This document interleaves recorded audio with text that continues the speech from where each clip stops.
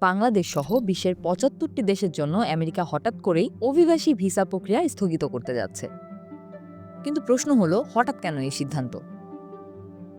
মার্কিন পররাষ্ট্র দপ্তরের দাবি অনুযায়ী এই ৭৫টি দেশের অভিবাসীরা নাকি অনুপাতের তুলনায় বেশি হারে আমেরিকার সরকারি কল্যাণ ভাতা ব্যবহার করছেন। নতুন অভিবাসীরা যেন মার্কিন জনগণের ট্যাক্সের উপর বোঝা না হয়, তা যতদিন না নিশ্চিত করা যাবে ততদিন পর্যন্ত ভিসা প্রক্রিয়া স্থগিত থাকবে।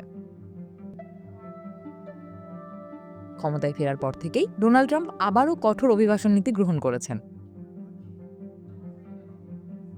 তিনি আগেই ঘোষণা দিয়েছিলেন তথাকথিত তৃতীয় বিশ্বের দেশগুলো থেকে অভিবাসন কমানো হবে।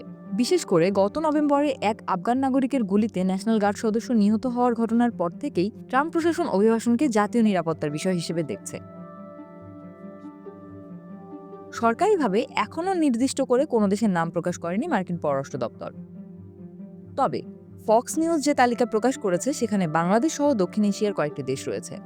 বিশেষজ্ঞদের মতে এটি কোনো একটি দেশের বিরুদ্ধে নয়, বরং ট্রাম্প প্রশাসনের সামগ্রিক অভিবাসন কৌশলের অংশ।